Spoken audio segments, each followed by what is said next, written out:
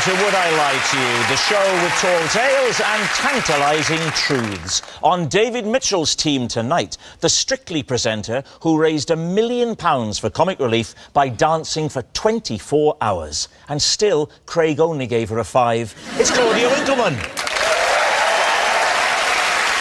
And a comedian and actor who once starred in a comedy drama as a character called Cheese. I love the way he matured over the series. It's Gus Kahn. And on Lee Mack's team tonight, an actor and comedian who used to be a teacher. He has many fond memories of his school years, mainly between July and September. It's Greg Davis. And a history presenter who is an expert on the War of the Roses. Now, I know some people don't like the coffee creams, but going to war is a bit much. It's Lucy Worsley. We begin with round one, Home Truths, where our panellists read out a statement from the card in front of them. To make things harder, they've never seen the card before. They've no idea what they'll be faced with. It's up to the opposing team to sort the fact from the fiction. Greg, you're first up tonight. While on a camping holiday in France, I invented a game my family and I couldn't stop playing. We call this game Milky Cow. David's team. Well, to explain the rules of Milky Cow.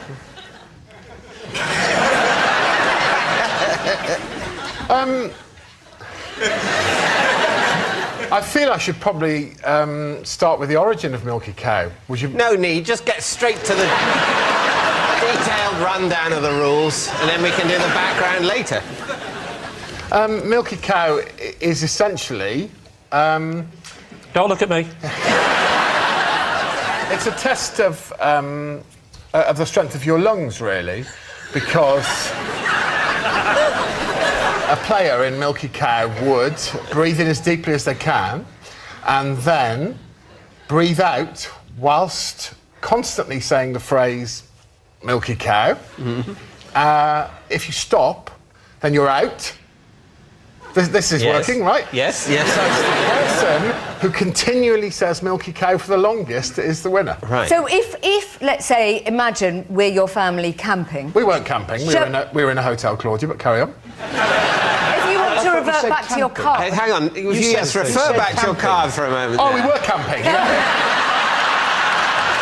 You might want to keep that face on. First rule of Would I Lie to You, always keep the card face up. I would say that Milky Cow was played for many summers. And it was played in hotels and camping. It was the origins, actually. We were in a sort of chalet in a mobile home. Can we play Milky Cow? Absolutely, let's play it. So go on. I'm going to... You're not going to ask me, so I'm going to tell you the origins because it's relevant. My sister saw a lady on the same chalet area in the south of France. Yeah. And she was a perfectly normal-looking girl, but my sister said, "Look at that Milky Cow." And when we all looked at her, she had quite bovine features. Every day we saw her, and Milky Cow became exaggerated every time we saw her. So the first time we saw her, my sister went, "Look at that Milky Cow." We all went, "Oh." And maybe on the third or fourth day... Yeah. Yeah. My sister just naturally went, Milky Cow. And then we all started driving past her and going, Milky Cow. And as the days went on, it became Milky Cow. Eventually... Oh, I've been on this show for 5 minutes, I already feel insane. Eventually, it became a test of who could say the longest. Right. So, do you want to... Of course. Play? Well, you say that it's addictive, so I imagine if I start now, I'm off. Yeah. All right. Maybe we'll stop playing Would I Lie to You. It'll be like a footnote in the history of the incredibly successful television programme Milky Cow. For the first 11 or 12 series, it was another game called Would I Lie to You? What's the point in all those lies and truths? Let's just all go Milky Cow for hours and hours and hours because it turns out to be the most entertaining and addictive thing you can imagine, and heroin sales will go through the floor.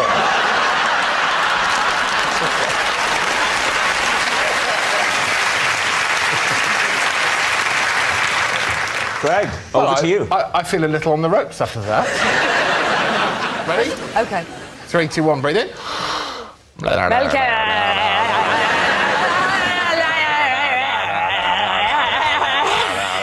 Quite good fun. Milk a cow, I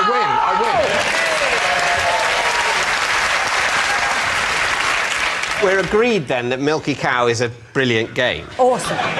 The question is, was it invented several years ago in the south of France, or was it invented a few minutes ago here? You think it might be true? Well, I mean, it's false. Most deaf. You're chatting, bro, but I think you developed an amazing game on the spot. So, I mean, if there's half a point for that, I don't know how it worked, but yeah. There are no bonuses for product development. I think it's unlikely to be true. yes, agreed. Are you saying lie? You happy to go lie? Yeah, of course, You're chatting, yeah. Okay, Yeah. you're saying lie. Right. Greg. Lie. Milky Lie. Cow. Yes. The south of France. A mobile chalet. Truth or lie? Well, I am delighted to introduce Milky Cow to the national stage, because it's true.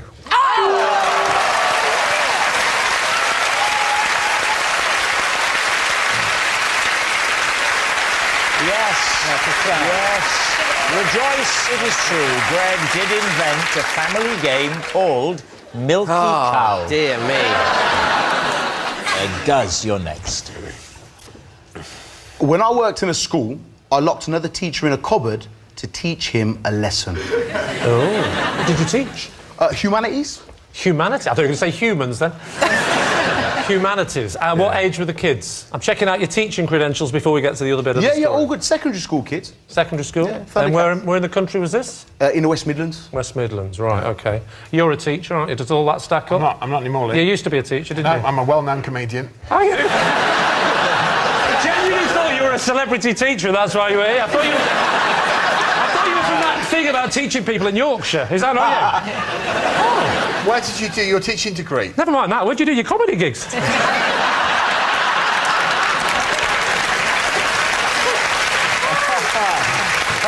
Why did you lock the other teacher in? Was it a cupboard? Yeah, it was the humanities cupboard, yeah. Why did you lock him in there? Me and him had beef on site. Had beef on what? On site. Is that a sandwich? No.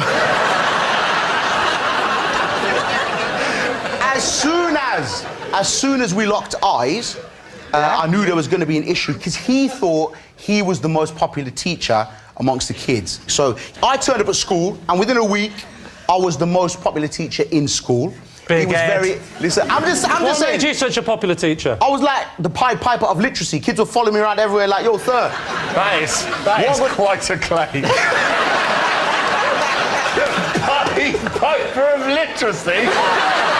In the humanities department? That's correct. Ignore humanity. Come and read my novels, children. Yeah, and so obviously the reputation's going around school, like, yeah, sir, taught me how to use full stops and that, he's a sick guy. So... That is a sentence that has never been uttered by anybody under the age of 21. He taught me how to use full stops, he's a sick guy. How long did you lock him in a cupboard for? Actually, here's part of the story that you need to know fundamentally. The reason why I chose him to lock him in the cupboard on that day is because I knew it would make him late for his lesson observation. Observation? Yes. So a lesson observation is essentially how teachers are judged on how good they are as teachers, yeah? It's not based on how you move these children on emotionally, spiritually, how you build them as human beings. It's a 15-minute window in which a waste man that can't teach themselves comes in and judges you. It's not right. So you locked him in so he'd get into trouble on his Oh. Yeah, I did. Should I tell you why? Please do. He started spreading a rumour amongst the senior leadership team that I wasn't marking my students' books. Right. Is that bad? I wasn't, but that's not the point. You know, snitch. Greg, no snitching on other teachers, right? And what was the upshot of all of this? Did you let him out? Did he escape? Is he still there?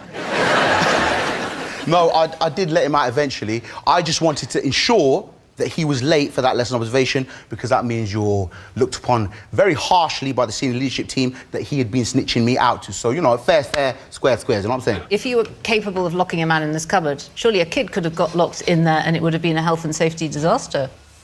Yeah, I banged a couple of them in there as well every now and then. But All right, what are you thinking? I'm saying it's true. Lucy?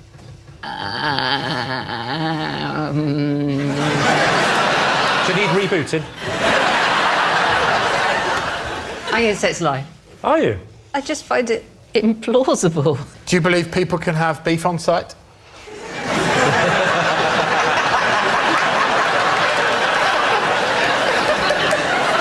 I'm persuadable. I don't feel so strongly about it. Well, they say it's true. You can say it's true. OK. Guz, were you just telling us the truth or were you telling us a lie? I was telling...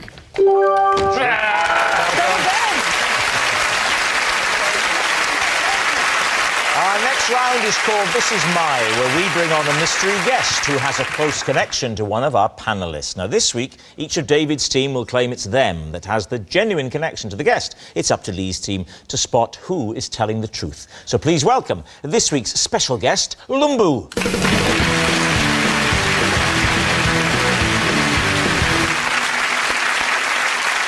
So, Guz, what is Lumbu to you? This is Lumbu, and when I work away from home, he sleeps in the same room as me to protect me from ghosts.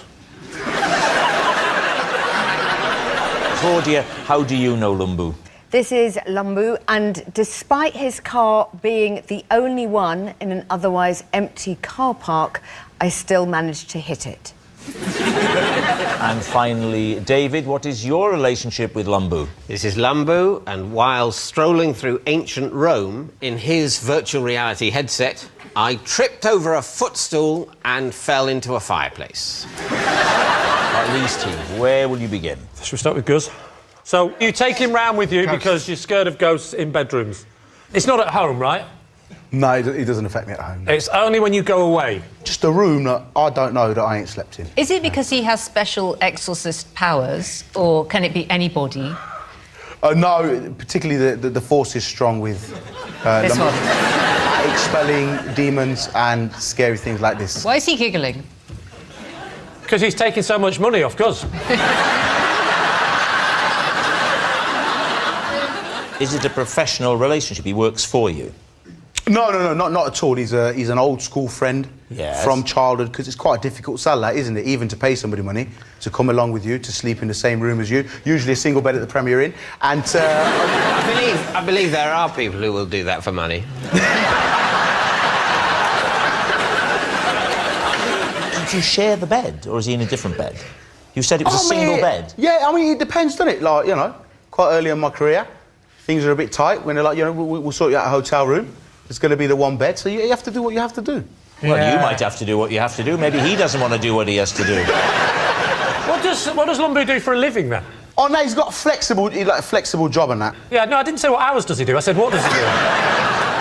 He works at Leicestershire County Council in an advisory role. I've never heard a sentence so clearly not sure where it's going when it started. I mean, bloody hell, you really stretched out. He works in... You're not scared of ghosts at home? You're only scared of ghosts away from home? That's correct. It's a childhood phobia, yeah, ghosts, and I was dealing with it quite well until... What's that show that Holly Willoughby does and Keys with the grey hair?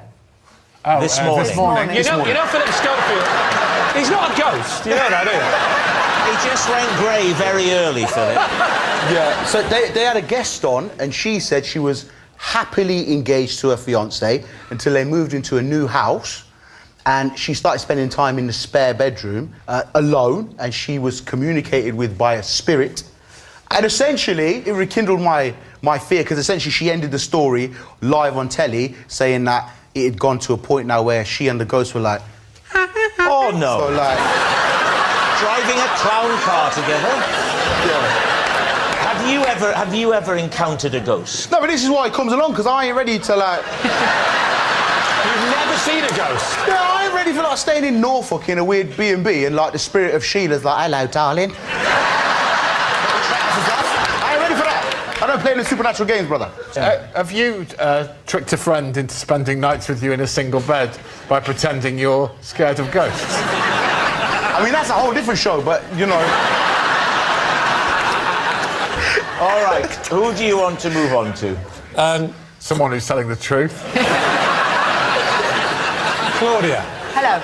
Remind us, Claude, of what it was. OK, well, my local supermarket's gone 24 hours. I went there quite early in the morning, and his car was the only one in the car park, and it was an empty car park, and he was coming out with a trolley, and I managed to hit his car. I did say sorry a million times. So he was parked, you were arriving. But why did you choose a place to park that was so near him? Well, A, it sounds too weird. I'm not telling the truth. What's B? I just thought that's where you line up the cars. I thought when the other cars, I didn't want my car to be lonely. I don't know. I was panicked by choice. I wouldn't say it was hit. I think we agreed on that they kissed. We swapped information. I said I was so sorry. I was mortified. And how did Lumbu react to this? Did he say, why did you park so close to me? He was confused. I'm speaking for him, but he did come out going... Well, that's far more animated than he's been for the last 5 minutes. I'm beginning to think he's a ghost. Did he recognise you? No, I've never been recognised. Maybe on... Never in my life. I don't think Strictly's on telly. Sometimes I sing the theme tune on the tube. Da, da, da, da, da. Nobody looks up. What supermarket was it? Sainsbury's. I'd had you down as Waitrose. My local Waitrose does not have a car park. You can look that up. I will. OK. What about David's story? It's not really in the spirit of the game, but I'm happy to dismiss David's story immediately without any questioning whatsoever. I can't remember. What was your story? It was nonsense about a virtual reality headset. Oh, yes, yeah. It was Come on, you should know by now. I was walking through ancient Rome in Lumbu's virtual reality headset. But do you mean it was his personally? It belonged to the company he works for. And what company does he work for? He works for a company that does virtual reality headsets. His firm is launching a sort of virtual reality go round ancient Rome and other places in the past. Right. And they're interested in me providing an instructive and informative voiceover to the... You tripped on what? a footstool. A footstool, and landed in a... Fireplace. So you landed in your own fireplace? I landed the footstool and the fireplace, for clarity, existed in this realm. In this, the non-virtual reality. I'm sorry, in your living room? Exactly, yes. So you fell into your own fireplace? I did, yeah. And how long had you walked before you tripped? I'd been exploring ancient Rome for probably 2 or 3 minutes. What, all in your living room? Yeah, well, the thing is... How big is your palace? But you're not supposed to really walk. You're supposed to just sort of... Walk on the spot? Mime walking. So why did you change your mind? I got carried away. I wanted to explore. I could see the Senate House. I wanted to feel Trajan's column.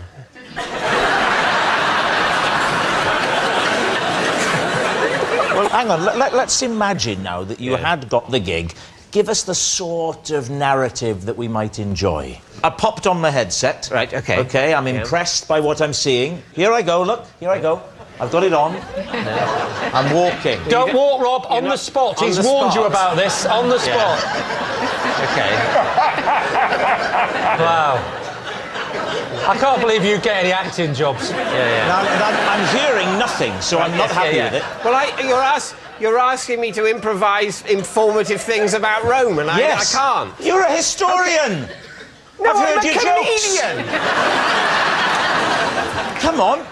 All right. The Rome's Forum was the first records of Rome's Forum. You're not going to make date from- slip-ups like that, are you? What? I'm expecting a far more professional outfit.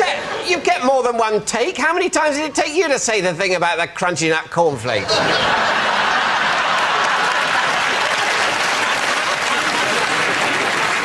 This is Rome's Forum. The first records of Rome's Forum date from, I don't know, 400 BC. I'm looking for accuracy with this, please.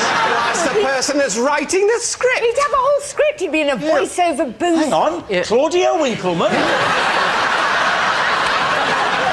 This is absolute rubbish.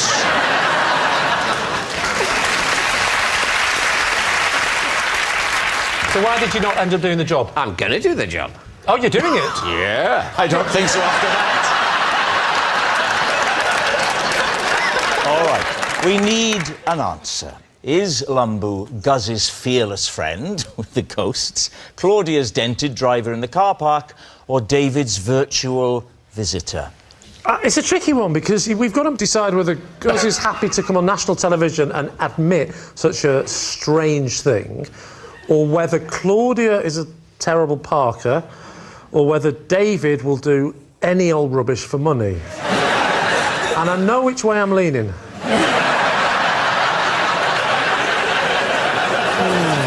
What do we think, Lucy? Well, not the ghosts. Not the ghost. No. We're ruling that out. Yeah. They're all terribly unbelievable, but I think Claudia's might be the least unbelievable. I don't believe that there's any fear of ghosts. I think it's Claudia. I think Claudia bumped into his car. OK, let's go with Claudia. You're going to say it's Claudia. OK. Lumbu, would you please reveal your true identity? So I'm Lumbu. I sleep in the same room as Guz to protect my uncle.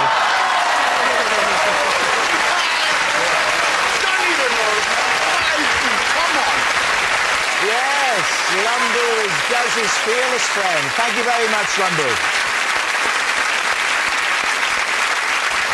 Which brings us to our final round, quickfire lies, and we start with... It's Lee. Ahead of a forthcoming beach holiday, I've been practising my snorkelling in the bath. Last week, I managed to stay under for the entirety of the Archers. David's team. Lie. For some of the younger people who have full and vibrant lives, what is The Archers? The Archers is a radio soap opera about people who do archery. Is your bath big enough that you can effectively bob in it full length? No, my bottom is showing up out of the water. Oh, God. Picture the scene, Lucy. And you remained in that weird position... For the whole of the Archers. For the whole of the Archers. Was that the omnibus, or...? No, I wasn't on the bus, I was in the bath. Where are you going on holiday where there's going to be such great snorkelling? Thailand. Sorry, not Thailand, sock shop.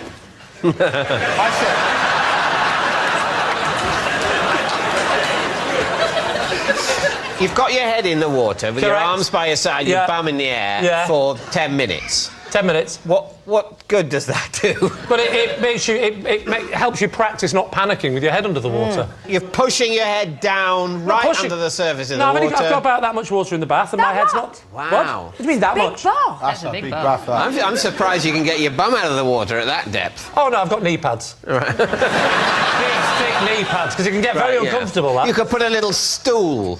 Yeah, no, I tried that, but my wife said I've got to stop doing that.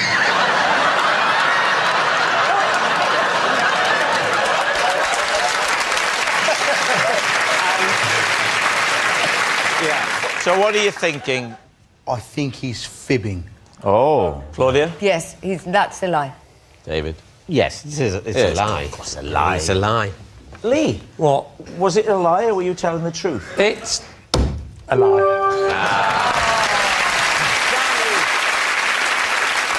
Next. It's Lucy. Once, while trying to bring history to life, I reduced a child to tears. David's team.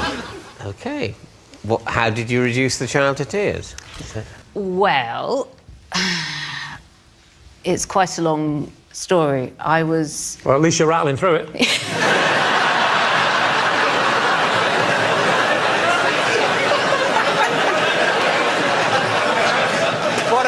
What a supportive team captain you are. Don't be bullied by him, Lucy. But do get on with it. We were in Birmingham making a history documentary about chamber pots. And we were in little houses where working people had lived in the 19th century. And I was in bed with my chamber pot and... What? I'm assuming this is for, as it were, a scene in the documentary. Yes, this yes, wasn't yes. the accommodation for the... And in the bed with me were a load of kids from the local school. Huh? And they were very quiet and very shy. Well, it was an odd situation for them, It was, wasn't it? yeah. And I was trying to explain to them what a chamber pot was. And inside the chamber pot, to make it more Oh, no. believable, we had put some ginger beer. Oh. Okay. I went, We were expecting worse, be honest. Yeah. You had the chamber pot I had the full chamber of ginger pot beer. full of ginger beer, Yes. and I was showing it Full? to these... Brimming. Had you warmed it up to make it really Steaming. realistic? Why are you crying? They're not crying yet. So you showed them the I little showed ginger beer. them it, and they were still got nothing back. They were just looking a bit kind of frightened. And in desperation, I drank the ginger beer. And that's when they started crying. Was it not a horrible moment when the producer came up to you as you were doing it and said, "We couldn't get any ginger beer"?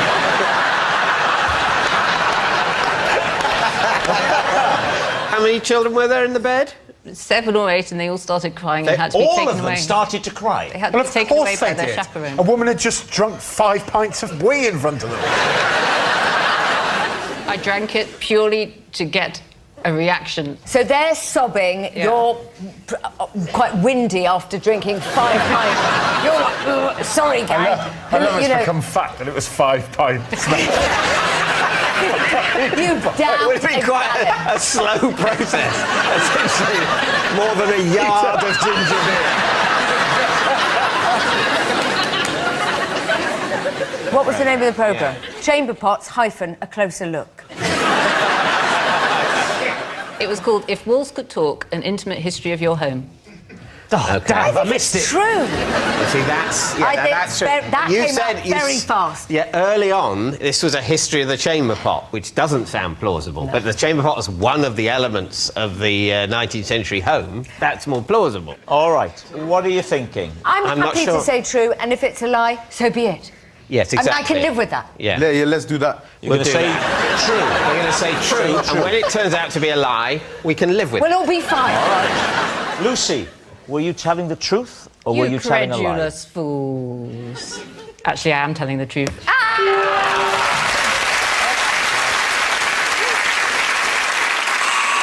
And that noise signals time is up. It's the end of the show. And I can reveal that David's team have won by 3 points to 2. Thanks for watching. We'll see you next time. Good night. If you haven't met Connor and Jock, you've been missing out. BBC Three, it's The Young Offenders, streaming now on iPlayer. Channel hop over to BBC Two now to see Dara O'Brien, Hugh Dennis and Comedy Chums Mock the Week.